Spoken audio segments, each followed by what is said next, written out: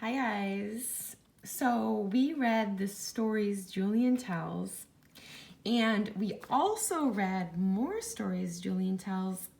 Well, did you know that his little brother Huey also tells some stories? And that's what we're going to start reading today. The Stories Huey Tells by Anne Cameron. Let's take a look at the back. It says, it isn't easy being Julian's younger brother. When Huey has bad dreams, Julian says his are scarier. When Huey wants to study animal tracks, Julian says he's too young. But Huey isn't a baby. He's an adventurer, a chef, a tracker, and a scout. And he's about to show Julian and the world all that he can do. All right, let's take a look inside. Here are the chapters in the table of contents.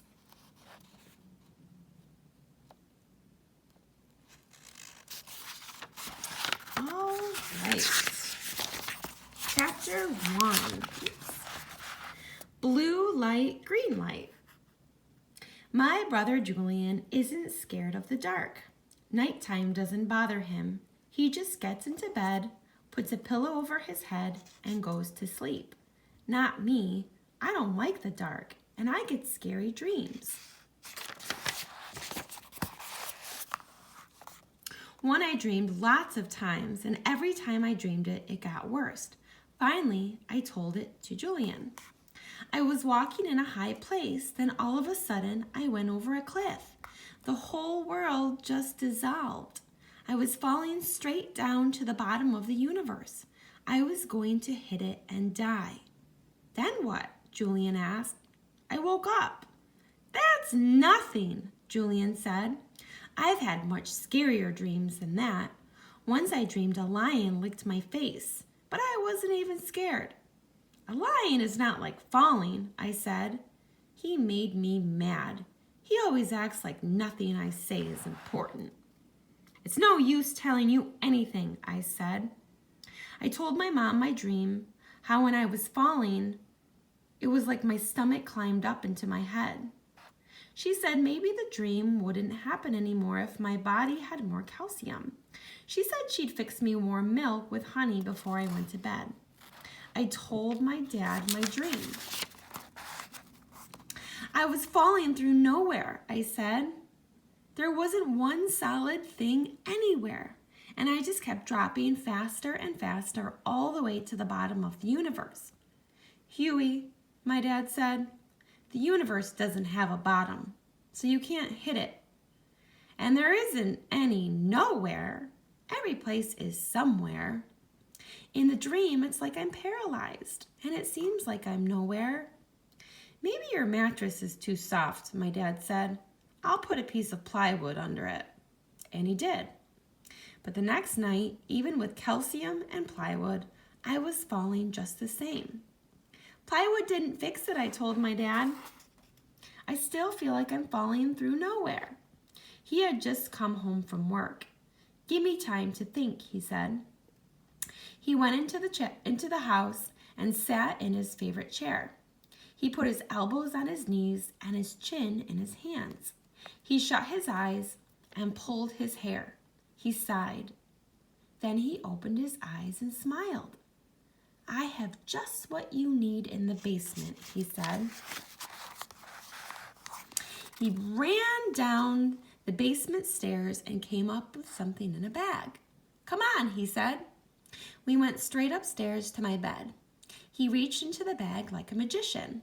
This is the answer, he said. He pulled out a brand new brick. How is that going to help me? I asked. Feel it, Dad said. I felt it. This brick, my dad said, is solid. He set it down in the middle of my bed. Now, he said, try it. Try it? I said. Yes, he said. Lie down on it. Lie down on it? I said. Yes, he said. I really didn't want to try it, but I did. I lay back. I could feel the edges of the brick against my spine. I could even feel the 3 round holes in the middle of it. I sat up. How did it feel, Huey? My dad asked. Hard, I said. See, my dad said, that's how the world really is. Hard, full of hard stuff. You really can't just fall away to nowhere. If you sleep on this nice new brick, it will tell your body that. Dad, I said, if I lie on that brick, I will never sleep again. My dad looked disappointed. Anyhow, he said, maybe your body will remember how it felt and not forget the world is solid. Or, if you wake up, maybe just touching it will help. He put it next to the lamp on my night table. What's that? Julian asked when he saw it. It's a present from Dad, I said. Why didn't he give me a present? Julian asked. You didn't need one, I said. When I woke up at night, I touched the brick. It made me feel better, but it didn't stop my bad dream. Julian and I have a friend, Gloria. I was scared to tell her about my dream. I was scared she'd nothing it like Julian. But one day when Julian wasn't around, I told her anyway. That's a horrible dream, she said. She sounded like she really understood how it was.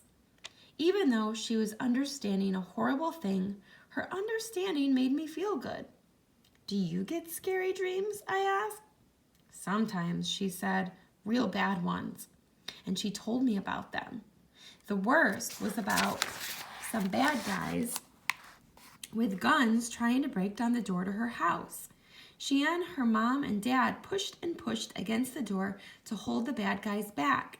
And then the door broke, and she and her folks started running, but they couldn't run fast enough. That dream is as bad as mine, I said. Yes, Gloria said. And when I wake up, I feel scared and kind of sick to my stomach, and I don't want to go back to sleep. I can be brave when I'm awake, but it's hard to be brave when you're asleep. I wish we could signal each other when we wake up at night, I said, so we could tell each other that we are okay. With lights in our bedroom windows, we could do it, Gloria said.